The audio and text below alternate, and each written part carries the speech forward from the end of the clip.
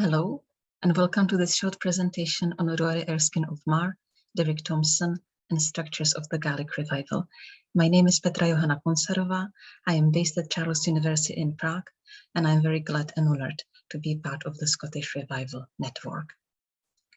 It would not be possible to discuss the Gaelic revival as a whole in 20 minutes, so I have decided to focus on Erskine and Thomson, pragmatically because they are my main interests at the moment, but also because they represent a particular and important pattern in the Gaelic revival. Much research still needs to be done on them, and I would argue that their legacy remains very relevant. The pairing might seem odd, perhaps. On the one hand, there is Thomson, remembered as a rigorous scholar and academic of the modern vein, and a poet characterized by subtlety and moderation.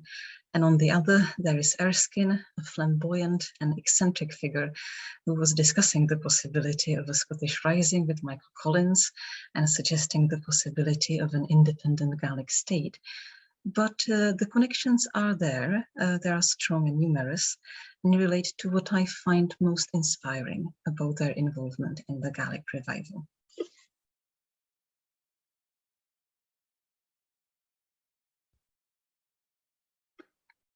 They were both influential in terms of their impact on the development of Gaelic literature and on other people involved in the Gaelic revival, and in terms of creating blueprints for following initiatives. They are both under-researched. The situation has been changing, thankfully, and of course there is so much essential work that remains to be done in Gaelic literary studies in general, but I still find it curious and perhaps indicative too. I would argue that both can be seen as outsiders to an extent, as they decided in different ways and for different reasons to stay away from the uses of Gaelic and cultural practices and preferences associated with Gaelic-speaking communities in the Highlands and Islands, although, of course, Thomson's links to Lewis are very prominent in his poetry. In relation to the issue of revival, it is noteworthy that both were connecting political nationalism with cultural nationalism and language revival, and while in other countries or regions, the connection between political independence movements and linguistic and cultural revivals is very close and relatively straightforward. The example closest to me is, of course, the Czech national revival in the 19th century. The Scottish situation, as we know, is different. They were both quite astonishingly productive and engaged in a number of fields, combined high standards and ideals with pragmatic and business-like approaches. They shared a cosmopolitan outlook and kept seeking and promoting international inspirations. Lastly, I would also argue that both were not only reviving what was before, but really forging new layers of Gaelic and a new Gaelic culture. I will introduce them both very briefly, as I hope that the magic of YouTube might bring this video to some who are perhaps not so closely acquainted with them yet, and then proceed to discuss the promised links and connections between their work for the Gaelic revival.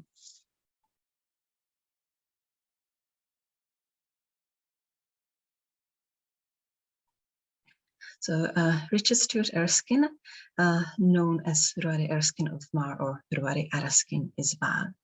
According to Donald John MacLeod, and I like this summary very much, Erskine deployed his own capital and his remarkable resources of ideas and of energy to rid Gaelic literature of the influence both of its peasant origins and its new enthusiasm for the music hall, and to raise it to the best European standards of the time.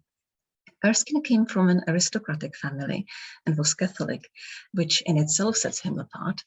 He was also a non-native speaker of the language who decided to use it as his medium of creative expression, which is now a well-established trend, but was quite unprecedented in Erskine's own time.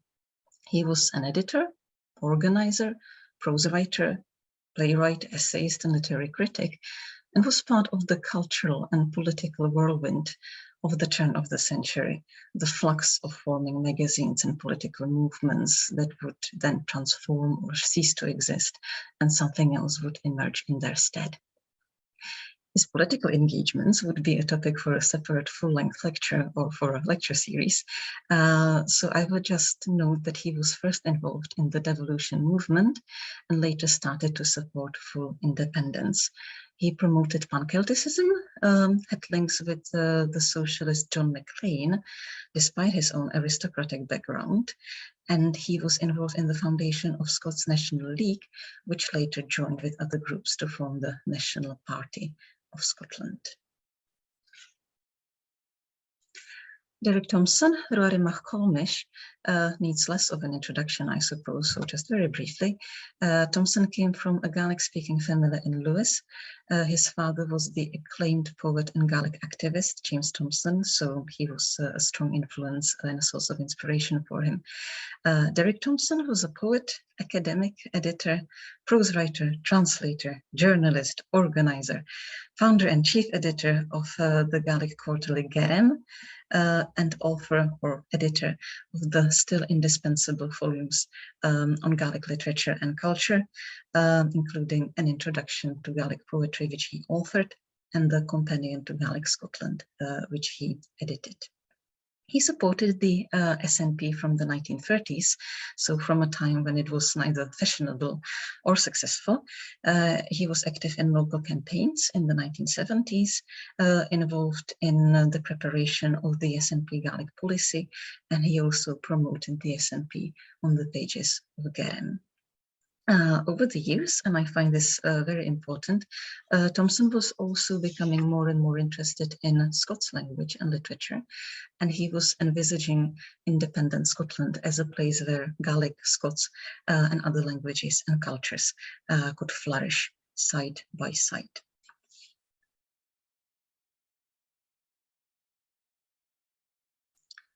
Now, as for the actual link between the two, the most notable proofs are a short article from the summer issue of Gaelic from 1956, which recounts a meeting with Erskine, and also the entry on Erskine which Thomson wrote for the Oxford Dictionary of National Biography.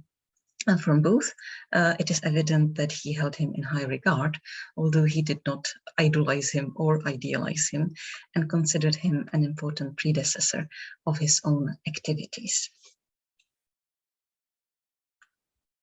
Now, I would like to turn my attention to the concept of the magazine as a revivalist hub. As Donald John MacLeod notes, the three great periods of Gaelic prose writing are remarkably similar in several respects. At the center of each was one man or a very small nucleus of enthusiasts, usually motivated by nationalistic favor. These men ran periodicals in which Gaelic was used for discussing the latest intellectual problems and in which the work of experimental writers of fiction was welcomed. So the keywords here are nationalism, current issues, and experimental literature.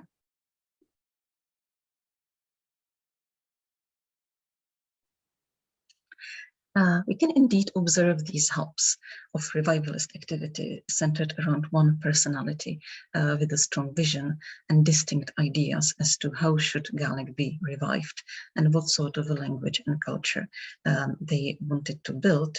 And around magazines founded by these people. The first would probably be Norman MacLeod and his magazine An Ceachcaire Gaelach, but I'm going to focus on those founded by Erskine and Thomson.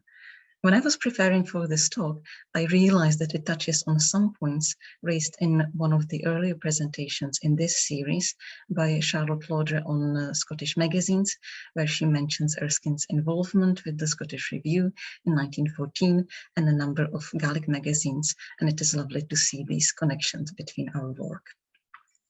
So these magazines were providing writers with the space to publish new work, especially poetry and short fiction, and providing incentives such as competitions. They were also steering the direction of this new literature through editorials, reviews, and critical essays. He opened a venue for journalism and writing about a variety of contemporary and historical topics, thus increasing the flexibility and use of the language, and also the competitiveness of Gaelic in relation to English in the realm of literature, education, reporting, and importantly, entertainment.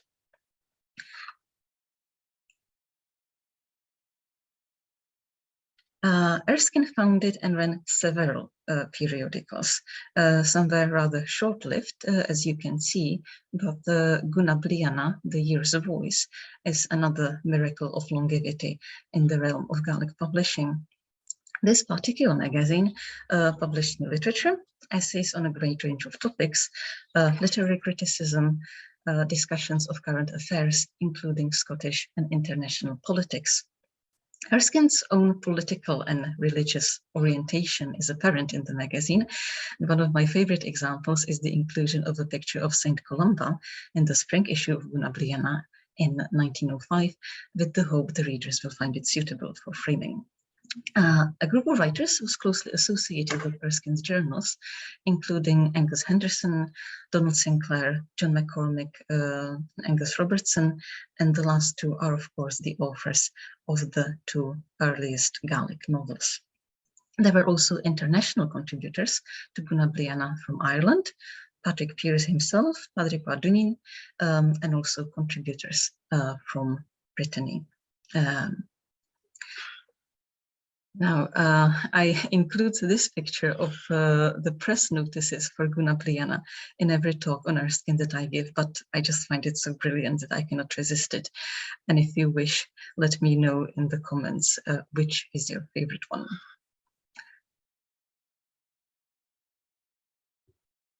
Here are also some examples of advertisements from Erskine's magazines, which show that apart from publishing symbolist drama, commentary on Belgian politics and pictures of scenes, it also included commerce and fashion, so really bringing Gaelic into the everyday life and business.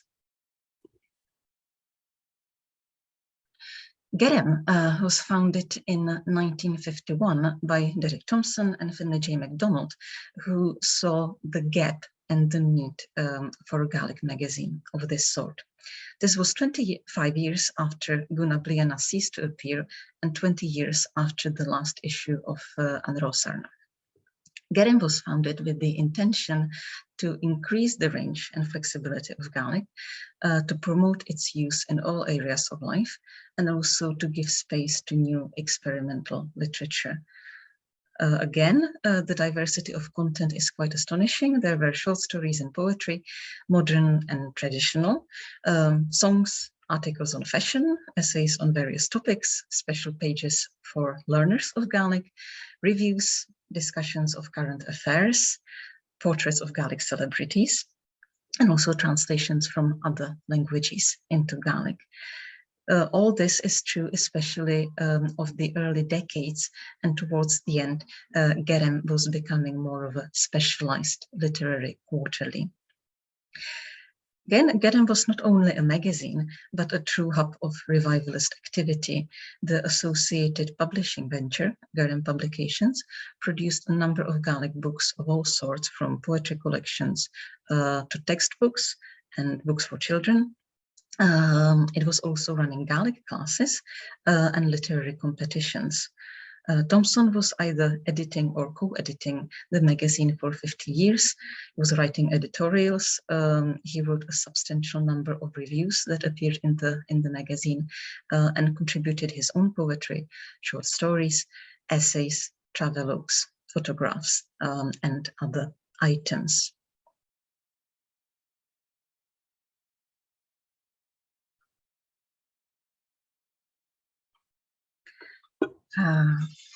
Again, some visuals to give you an idea about the diversity of Gaelic, where you could find a crossword, discover fashionable footwear, learn something about Brittany from Perdines himself, but also read the latest poetry, for instance, by Sorley MacLean, whose Halleck appeared in Gaelic for the first time, or translations from a great number of European languages, including German and Russian, by Christopher White.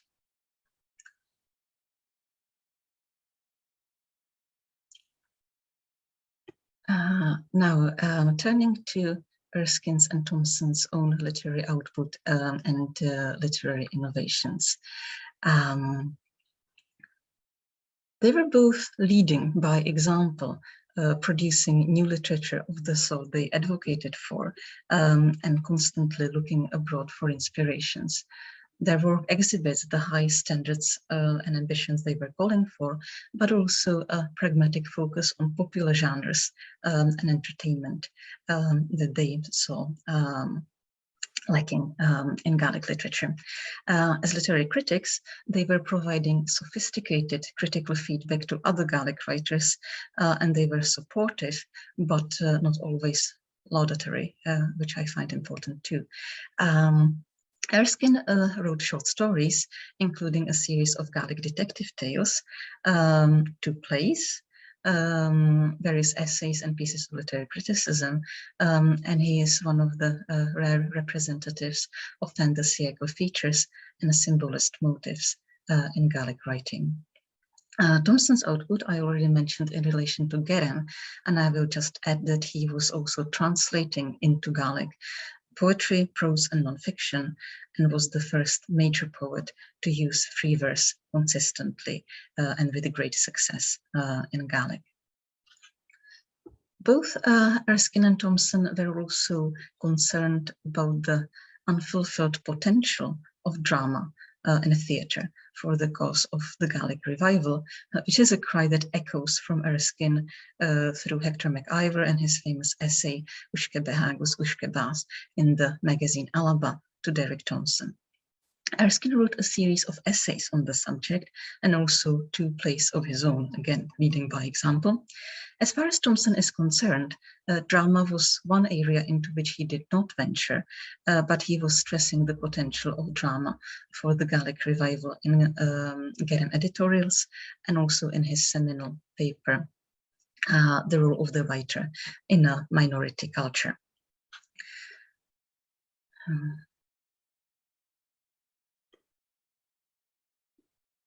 I mentioned their shared cosmopolitan outlook, and both were consistently advocating for international inspirations in Gaelic literature and in the revivalist movement. Erskine was a promoter of pan-Celticism and had strong links to Ireland, including contacts with prominent Irish nationalists, and I have already mentioned both Michael Collins and Patrick Pearse. His essays show how closely and also how critically he was following the developments in Ireland, including the activities of the Abbey Theatre, W.B. Yeats, Lady Gregory, and John Billington Synge, and its role in the Irish revival, and also their like to produce original drama in Irish. Erskine was also much aware of the developments of English drama and popular culture, and had special interest in France and in Russia.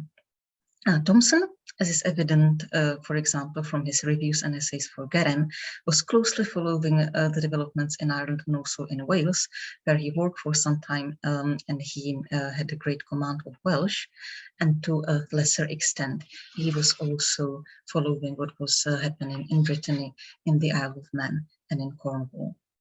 He did not limit himself to the Celtic War, though, and was seeking inspiration for policies and initiatives from other countries where minority languages are present, including Canada, Finland, and Sweden. I would not want to spread the misconception that Erskine and Thomson were so focused on progress and international developments that they disregarded the Gaelic tradition.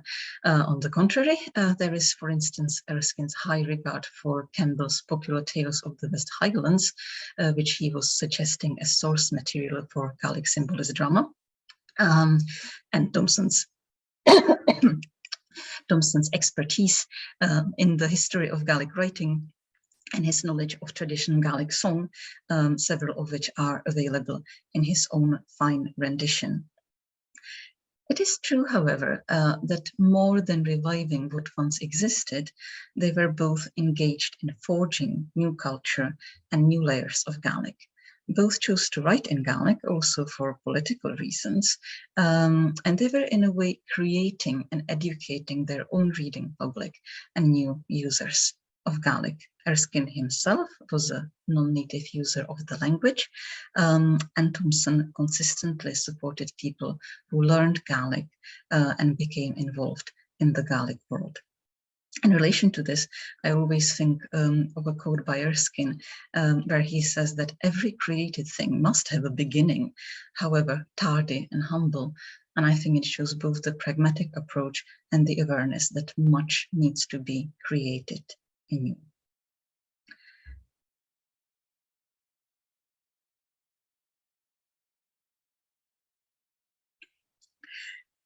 In my view, the main arguments for the continuing relevance of Erskine and Thomson in relation to the Gaelic revival are their high standards and ambitions, their focus on international links and inspirations, their ability to both formulate theoretical opinions on the Gaelic revival and put them into practice and lead by example.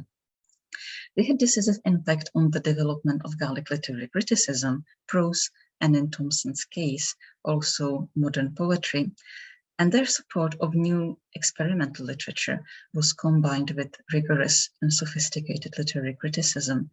They were convinced that the drive for political independence and the cultural and linguistic revival are inseparable, that Gaelic needs independent Scotland to survive and thrive, and that independent Scotland also means Gaelic. They were both open to people who came to Gaelic from the outside and did not designate it as a birthright and did not try to limit the Gaelic movement to the Highlands and Islands. And I think all this remains pertinent to this day to some extent.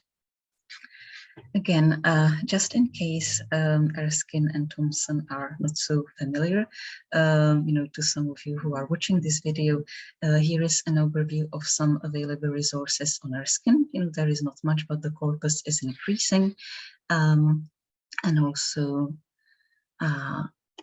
some links to resources on Thomson, the updated bibliography with links on the Derick Thomson website, and also the bibliography on the website of the Scottish Poetry Library.